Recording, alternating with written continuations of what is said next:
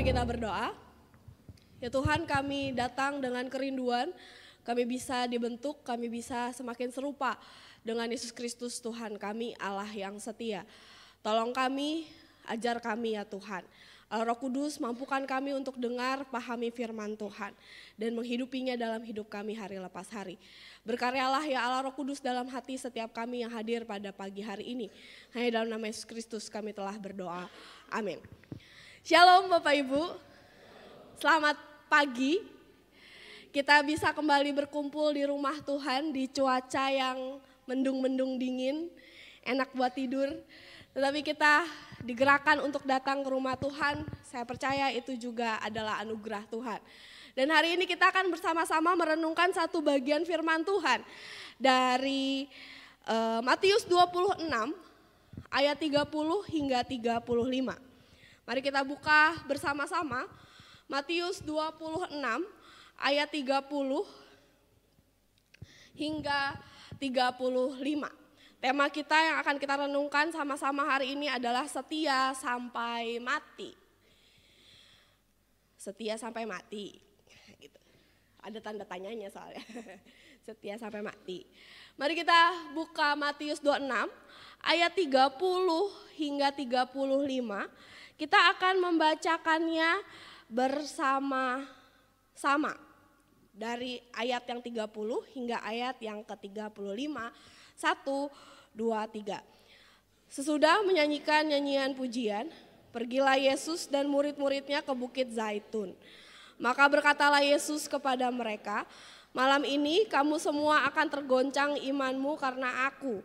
Sebab ada tertulis, aku akan membunuh gembala dan kawanan itu akan tercerai-berai. Akan tetapi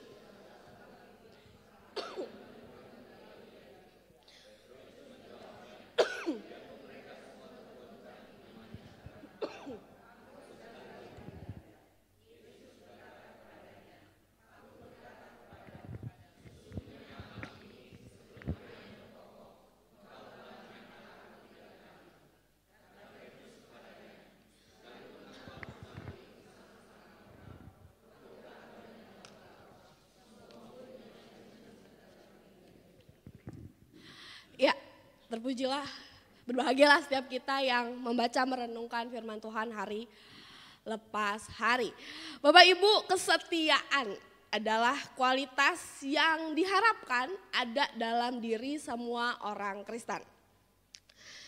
Kesetiaan diharapkan harus ada dalam diri orang Kristen. Orang Kristen harus setia. Dan itu ada tertulis di dalam firman Tuhan. Salah satunya yang paling sering kita baca misalnya adalah Galatia 5 ayat 22 tentang buah-buah roh. Kesetiaan itu jadi salah satu poin, salah satu kualitas, salah satu buah yang diharapkan untuk terus bertumbuh setelah orang Kristen percaya pada Yesus Kristus.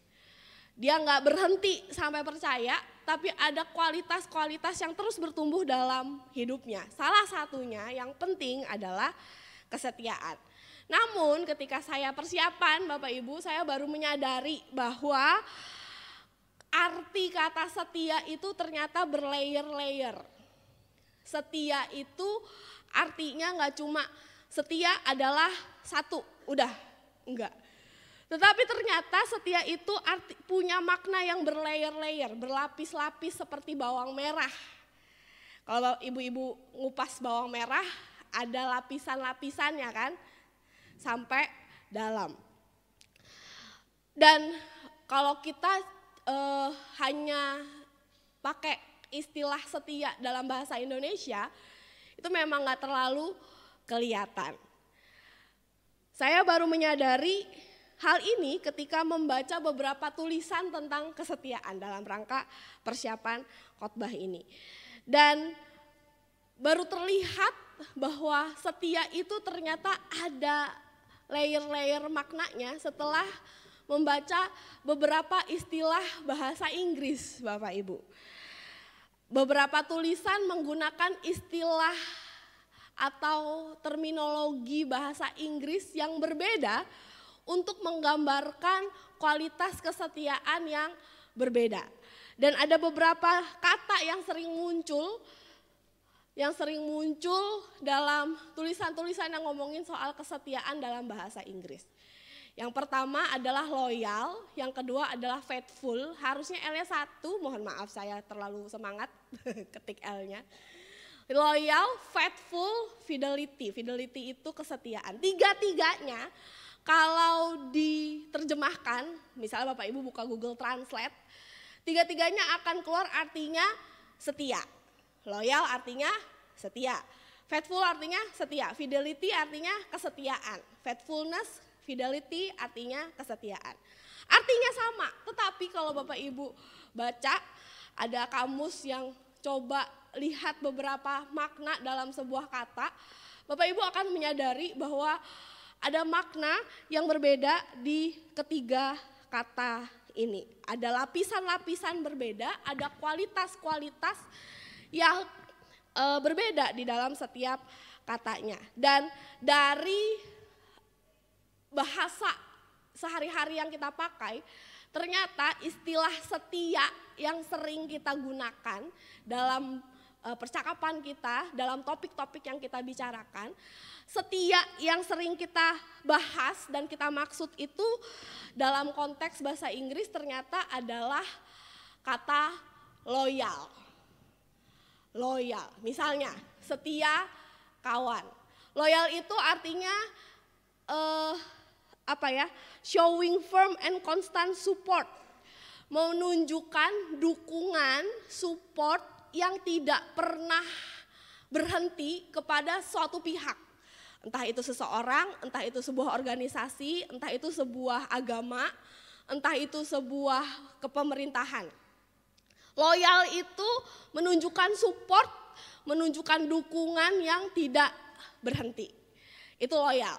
Misalnya setia kawan, kita sering ngomong ya, setia kawan. Lu jadi orang setia kawan lu sama teman-teman kita. Maksudnya apa? Kita berharap kalau kita punya teman kita akan menunjukkan supportnya kepada kita. Saya dulu sempat sering dituduh gak setia kawan. Karena apa? Karena saya tidak mau mendukung teman-teman saya yang mau mencontek. Misalnya begitu. Karena saya nggak mau kasih contekan, maka saya dibilang tidak setia kawan karena tidak memberikan dukungan. Kalau Bapak Ibu kasih contekan kepada teman-teman Bapak Ibu, berarti Bapak Ibu orang yang loyal, yang setia kepada teman Bapak Ibu. Nah, kita sering menggunakan kata setia dalam kehidupan kita dalam makna loyal, mendukung, memberikan persetujuan yang tidak pernah habis, tidak pernah berhenti dalam hidup kita. Kalau kita membicarakan tema hari ini setia sampai mati, maka biasanya yang akan muncul dalam pikiran kita adalah kita akan mendukung orang itu, kita akan support orang itu, kita akan terus setuju sama orang itu sampai dia mati. Kalau kita mau setia sampai mati kepada pasangan kita, maka kita akan terus dukung dia, support dia, sama dengan dia sampai mati. Kalau kita mau setia sampai mati kepada gereja ini, maka kita akan terus support, kita akan terus dukung, kita akan mati bersama-sama dengan gereja ini. Itu setia sampai mati. Dan ketika saya membayangkan tentang loyal, setia ini, ada dua macam kelompok orang yang muncul di kepala saya. Orang-orang yang terkenal loyal, setia pada kelompoknya. Yang pertama adalah sasaeng. Sasaeng ada yang tahu artinya Bapak Ibu? Harusnya yang tahu sih anak-anak muda ya. Sasaeng itu adalah sebutan bagi sekelompok orang yang sebenarnya mereka itu fans dari K-pop idol. Ada artis-artis Korea, grup-grup boy band, girl band, ada fansnya biasanya ya. Kalau fans, orang saya ngefans sama boy band Korea misalnya. Kalau ngefans itu biasanya hanya cukup nontonin videonya, beli albumnya, Kalau ada konser, kalau ada duit pergi nonton konsernya, itu fans. Sasaeng itu satu level di atas fans. Mereka berusaha untuk sangat kenal, sangat mendukung, selalu hadir dalam hidup idolnya. Dan mereka berusaha supaya idolnya notice, tahu ada fans yang sangat cinta dengan mereka. Mereka akan selalu hadir dalam arti yang sesungguhnya. Ini sebuah gambar yang menggambarkan apa yang dilakukan oleh Sasaeng. Dia akan ikuti artis itu kemanapun mereka pergi. Mereka pergi ke konser, jelas diikutin. Mereka pergi ke dapur rekaman untuk foto-foto, untuk rekaman suara, jelas diikutin. Mereka pergi ke pasar, mau beli ayam, diikutin. Mereka mau ke rumah sakit, mau cek kolesterol, diikutin. Mereka mau beli baju, mau beli apapun, mau jajan ke Indomaret, mereka ikutin. Bahkan sampai ekstrimnya mereka berusaha untuk masuk ke dalam rumah dari idol mereka supaya mereka kenal, mereka tahu apa yang mereka lakukan di dalam rumah tersebut. Sangat loyal bukan? Setia sekali bukan? Apapun yang dilakukan oleh idolnya selingkuh, idolnya ngomong salah, idolnya karyanya gak bagus, mereka akan bela terus, mereka akan marahi, mereka akan memusuhi, mereka akan mencecar orang yang tidak setuju dengan mereka. Itu level loyalitas yang luar biasa dari Sasaeng. Kelompok yang kedua adalah hooligan. Ada yang tahu juga, mungkin bapak-bapak yang tahu. Hooligan ini orang-orang yang ngefans sama klub bola. Misalnya yang paling terkenal itu fansnya MU, namanya Red Army. Mereka akan sangat mendukung tim sepak bola mereka. Dan bahkan beberapa kelompok hooligan itu sampai merasa ada kepentingan, ada urgensitas untuk membela, mensupport tim kesayangannya di luar lapangan. Mereka akan berantem, mereka akan mereka akan rusuh, mereka akan tusuk-tusukin orang yang kedapatan pakai jersey tim lawan. Sasaeng dan hooligan, dua orang yang sangat loyal, orang-orang yang sangat mendukung tim, orang yang mereka sayangi, yang mereka dukung.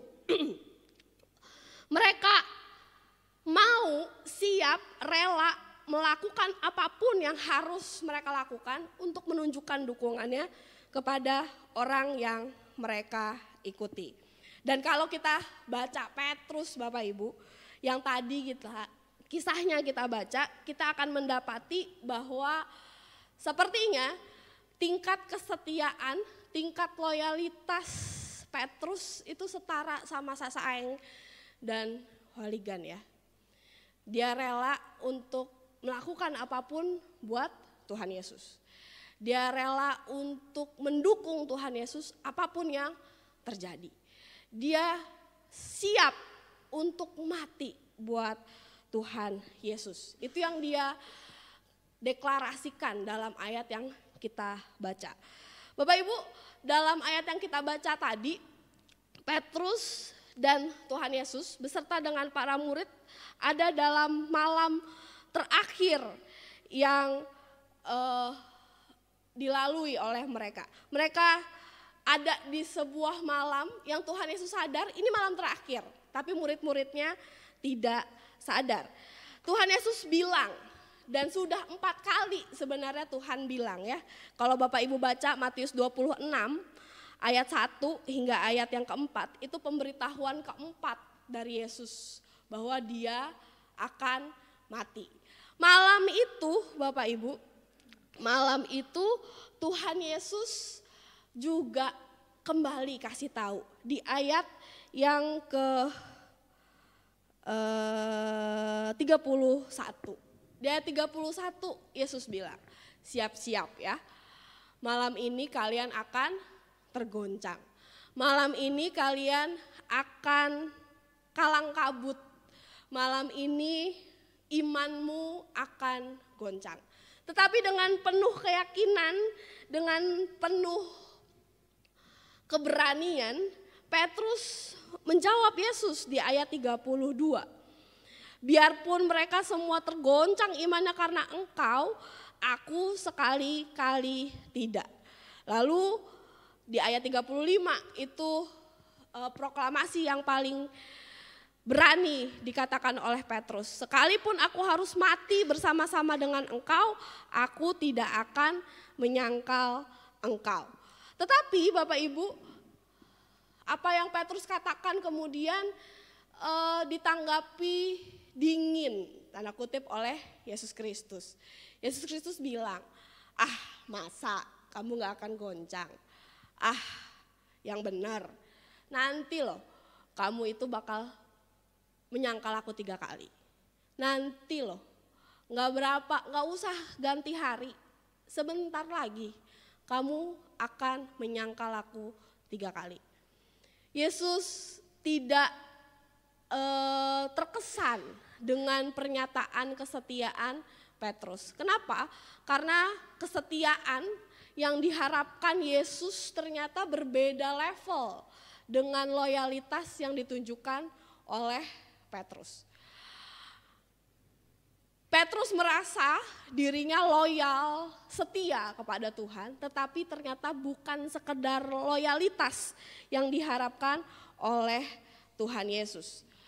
Tuhan Yesus sudah tahu apa yang akan dialami oleh Petrus, apa yang akan dilakukan oleh Petrus ketika itu benar-benar kejadian Yesus ditangkap. Tuhan Yesus tahu, dan Tuhan tidak mengharapkan memang Petrus jadi seloyal itu, berani mati untuk Tuhan. Dia mengharapkan kualitas kesetiaan yang berbeda, kesetiaan yang beda level daripada sekedar loyalitas. Dia mengharapkan sebuah kesetiaan yang berbeda. Dia membutuhkan faithfulness, fidelity. Bapak Ibu boleh searching ya di Google, arti faithful dan loyalitas berbeda sedikit. Sama-sama setia, sama-sama mendukung satu orang, tapi kalau loyalitas udah segitu aja.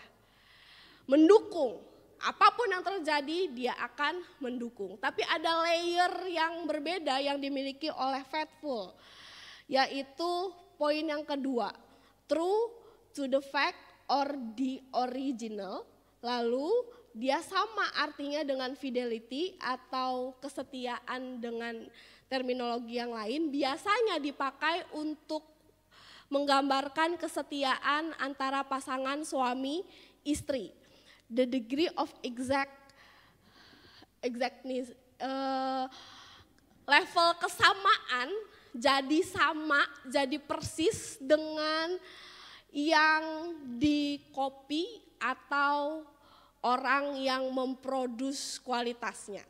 Jadi kesetiaan yang mengcopy dari sosok, dari pribadi yang jadi contohnya.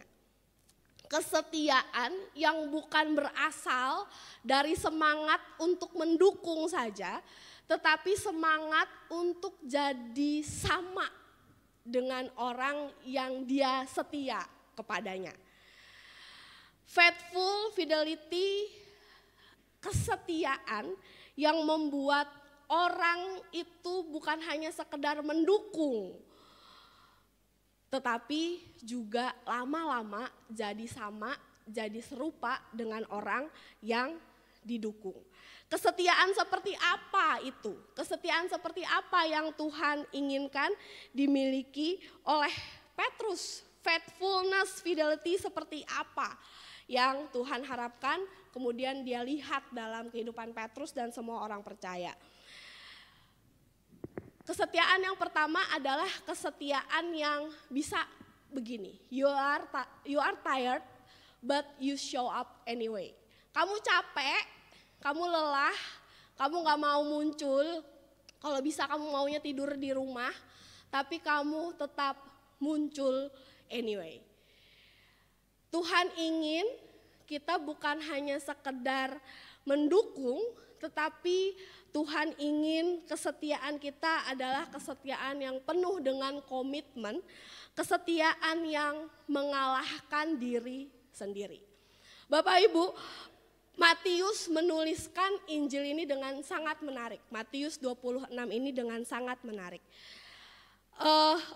Baru saja Petrus bilang, aku tidak akan goyah, aku berani mati buat kamu. Aku akan lakukan apapun buat kamu, aku sampai mati pun berani untuk melakukannya. Tetapi perikop selanjutnya, tepat di perikop selanjutnya, Tuhan ajak mereka ke Taman Getsemani untuk berdoa. Dan Tuhan pilih 3 orang khusus untuk naik lebih ke atas ke Taman Getsemani untuk berdoa, yaitu Yohanes, Yakobus, dan Petrus. Kepada Yohanes, Yakobus, dan Petrus Tuhan bilang di ayat 38, Bapak Ibu. Matius 26 ayat 38, lalu katanya kepada mereka, hatiku sangat sedih seperti mau mati rasanya, tinggallah di sini dan berjaga-jagalah dengan aku. Dia minta ditemenin berdoa. Permintaan pertama Yesus setelah Petrus bilang, aku mau setia lakukan apapun untuk kamu bahkan sampai mati, adalah ditemenin berdoa. Tetapi lucunya, apa yang kemudian dialami dan dilakukan oleh Petrus, Bapak Ibu? Dia tidur. Baru dia bilang, gue siap mati buat lu Tuhan. Diajak berdoa, tidur. Belum diajak mati. Belum diajak perang, baru diajak doa. Di ayat 40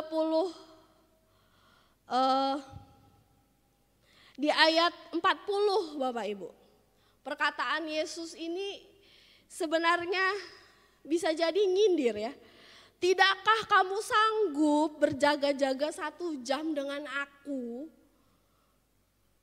Tidakkah kamu sanggup berjaga-jaga 1 jam aja loh? Katanya siap mati.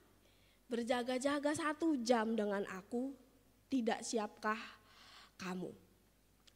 Bapak Ibu, kualitas kesetiaan manusia, kualitas loyalitas manusia itu setipis tisu seperti Petrus. Gampang dikalahkan oleh situasi dan kondisi.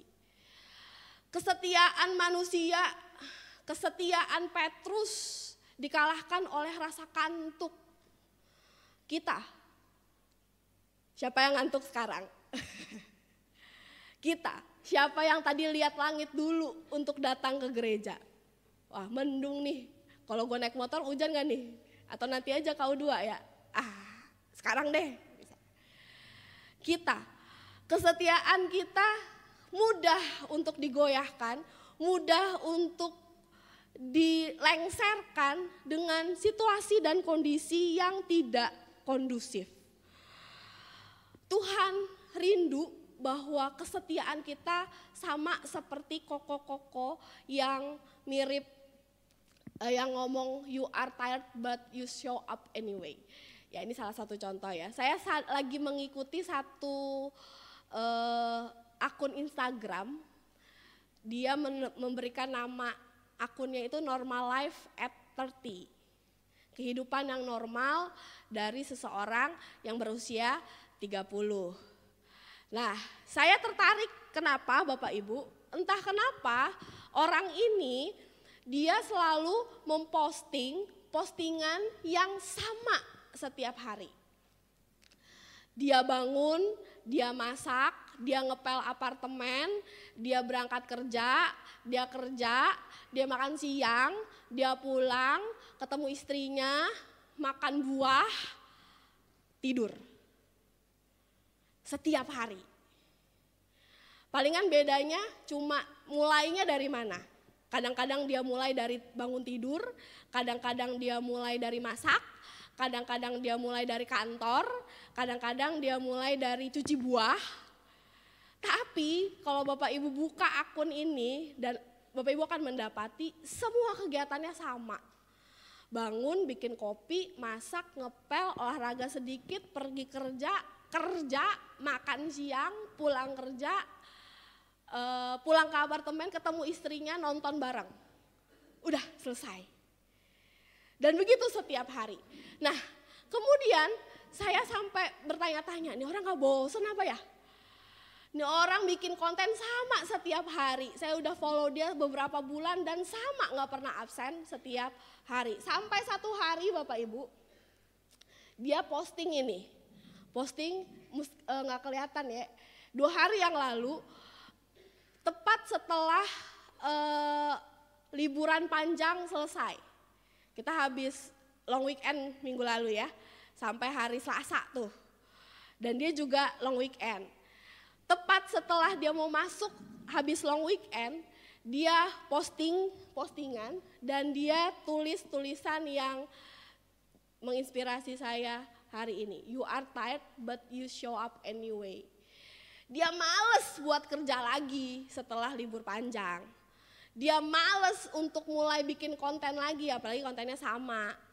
Dia males untuk lakukan lagi. Tapi karena dia berkomitmen untuk melakukannya, dia mau tetap lakukan. Kesetiaan yang diharapkan Yesus Kristus ada di setiap orang yang percaya adalah kesetiaan yang komitmennya mengalahkan diri sendiri. Mengalahkan rasa ngantuk, mengalahkan rasa males, mengalahkan rasa enggak nyaman karena ada sesuatu yang enggak sesuai dengan apa yang kita inginkan. Petrus gagal jadi setia hanya gara-gara ngantuk malam itu. Dan kita mungkin sampai hari ini sering mengalami rasa kantuk, rasa males, rasa sebel, rasa enggak nyaman yang menghalangi kita untuk melakukan apa yang sudah pernah kita janjikan di hadapan Tuhan. Bapak Ibu, Tuhan mau kita setia. Kesetiaan kedua yang kemudian Tuhan ingin ada di dalam diri manusia adalah kesetiaan yang menerima perkataan Tuhan Yesus yang mengatakan bahwa masukkan pedang itu kembali ke dalam sarungnya. Bapak Ibu kalau maju beberapa perikop di ayat 47 Matius 26, di situ Bapak Ibu akan mendapati bahwa sebenarnya Petrus itu omongannya sungguh-sungguh kok. Petrus itu waktu dia ngomong aku berani mati sama-sama Tuhan, dia sungguh-sungguh kok. Dia sungguh-sungguh mau mati sama-sama Tuhan Yesus. Dan pedangnya adalah bukti bahwa dia benar-benar sungguh mau mati bersama dengan Tuhan Yesus. Di ayat 47 hingga ayat, bukan 47. Di ayat 50 dan 51 Bapak Ibu. Bapak Ibu akan menemukan ketika Tuhan Yesus dihampiri oleh para prajurit yang siap untuk menangkap Yesus. Petrus, meskipun di Matius tidak ada ditulis nama Petrus, tetapi di Injil-Injil lain tertulis Petrus. Dia langsung menghunuskan pedangnya. Dia mau merealisasikan omongannya malam hari itu. Dia sudah siap untuk mati sama-sama dengan Tuhan Yesus. Siap mati untuk memperjuangkan gerakan yang sudah mereka usahakan di bawah kepemimpinan Tuhan Yesus. Malam hari itu Petrus siap untuk mati. Tetapi kemudian kita tahu bahwa akhirnya iman Petrus goncang sehingga ia menyangkal Yesus 3 kali. Apa yang membuat Petrus goncang itu bukan dia tidak bisa mati buat Tuhan. Tetapi ketika dia mendapati bahwa rencananya itu beda sama rencana Yesus. Yang membuat Petrus lemah imannya, kehilangan kepercayaannya kepada Yesus adalah ketika dia mendapati, gue siap mati nih buat Tuhan. Tapi Tuhan bilang, bukan. bukan kamu yang harus mati, aku yang harus mati. Petrus tidak bisa terima. Ketika Petrus bilang, aku mau mati buat kamu, Tuhan bilang, tidak, sarungkan pedangmu. Aku yang akan mati buat kamu. Ada rencana yang berbeda antara Allah dengan Petrus. Petrus gagal untuk setia malam itu karena Petrus punya agenda yang lain dari Tuhan. Dia punya rencana yang lain yang beda dengan rencana Tuhan. Petrus goncang karena apa yang mau dia lakukan, apa yang mau dia capai beda dengan apa yang mau Tuhan capai malam itu. Bapak Ibu, kesetiaan manusia itu hanya sebatas pada kesamaan agenda ternyata. Kita setia sama satu gereja karena gerejanya cocok sama kita. Kita setia sama satu partai, satu pemerintahan. Karena apa? Karena program-programnya cocok sama kita. Kita setia sama pasangan kita karena pasangan kita cocok sama kita.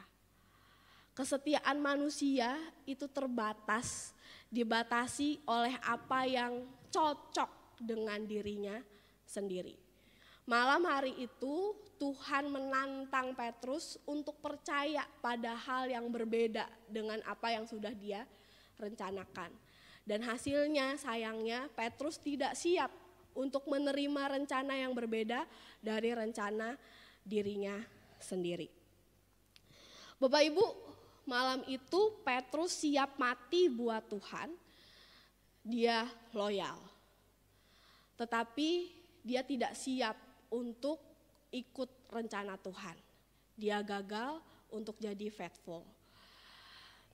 Pada akhirnya kita hari ini belajar bahwa kesetiaan yang Tuhan maksudkan bukan sekedar kita lakukan apa yang kita mau, yang sesuai dan cocok dengan kita.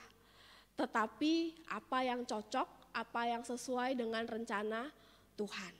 Setia adalah ketika kita bersedia memasukkan segala agenda kita, agenda diri kita untuk mengikuti agendanya Tuhan. Kita bersedia untuk tetap pelayanan, meskipun hamba Tuhan, majelis, pengurus, jemaat beda pendapat sama kita. Kita bersedia untuk ikuti firman Tuhan, gak cuma yang kita sukai, tetapi yang kita tahu Tuhan inginkan terjadi dalam hidup kita. Kita siap untuk melakukan apa yang Tuhan mau, bukan apa yang kita mau. Itulah setia. Bapak Ibu, malam hari itu Petrus gagal untuk setia. Dia gagal untuk ikuti rencana Tuhan sehingga dia menyangkal Tuhan Yesus 3 kali. Tetapi puji Tuhan, Allah kita adalah Allah yang setia. Ketika manusia kesetiaannya bergantung pada situasi dan kondisi, bergantung pada rencana-rencana pribadi, Tuhan setia. Tuhan tahu, Tuhan Yesus punya pengetahuan yang cukup bahwa Petrus akan gagal. Tetapi tidak mengurungkan niatnya untuk mati bagi Petrus. Dia tetap pada rencana Allah.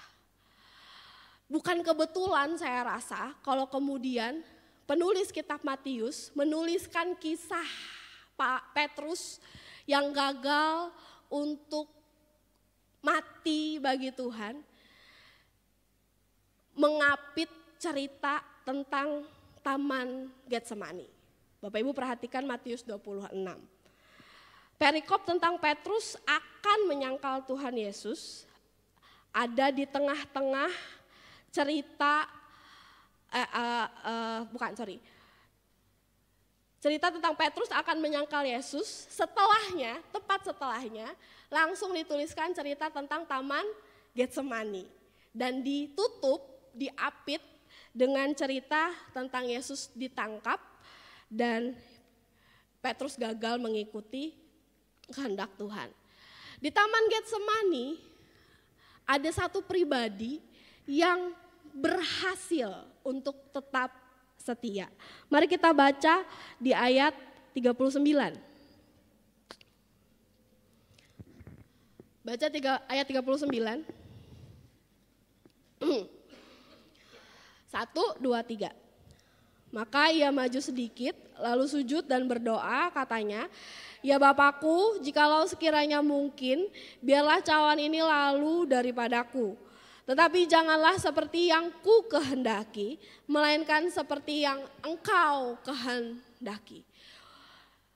Yesus Kristus berhasil setia ketika murid-muridnya gagal.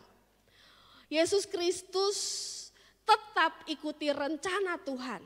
Meskipun kalau ada opsi lain, dia bisa memohon untuk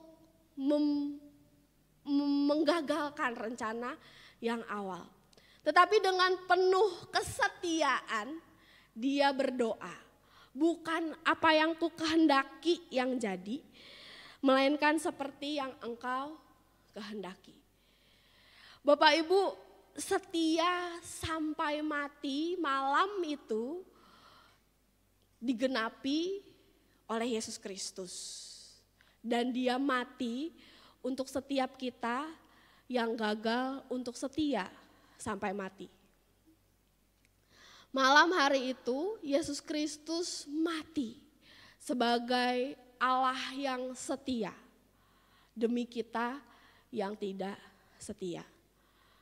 Oleh karena itu Bapak Ibu, mari kita ingat-ingat bagaimana hidup kita. Kita yang masih hitung-hitungan sama Tuhan, kita yang masih ikut Tuhan sesuai dengan kondisi dan situasi. Kita yang masih pilih-pilih mana firman yang mau saya ikuti, mana firman yang nanti aja dulu pura-pura gak denger.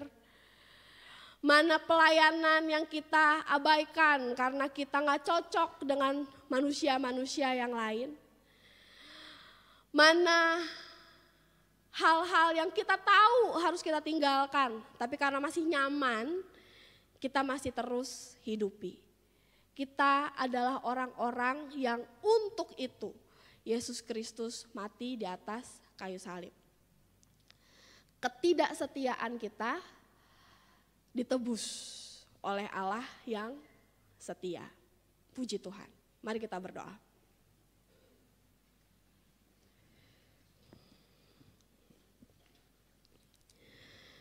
Ya Tuhan, kami umat-Mu yang sering manis di mulut, sering senang bernyanyi, puji-pujian yang indah dan merdu, tetapi kehidupan kami bertentangan dengan apa yang kami janjikan, kami nyanyikan di tempat ini.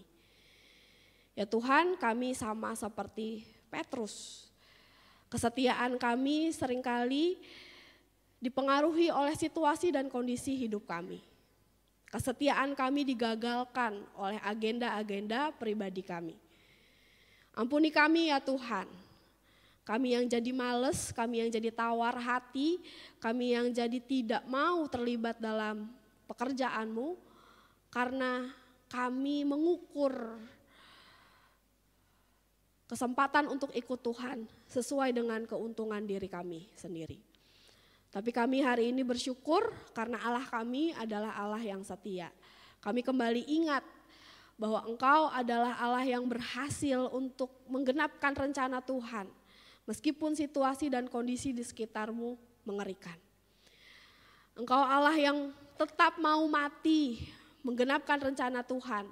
Meskipun orang-orang yang menerima anugerah-Mu seringkali lupa betapa mahalnya, betapa besarnya anugerah yang sudah Engkau berikan. Ya Tuhan, sepulang kami dari tempat ini kami mau kembali belajar setia. Tolong kami untuk kami tahan, untuk kami mau belajar mengalahkan diri kami sendiri. Situasi dan kondisi di sekitar kami akan terus menyeret kami menjauh daripadamu.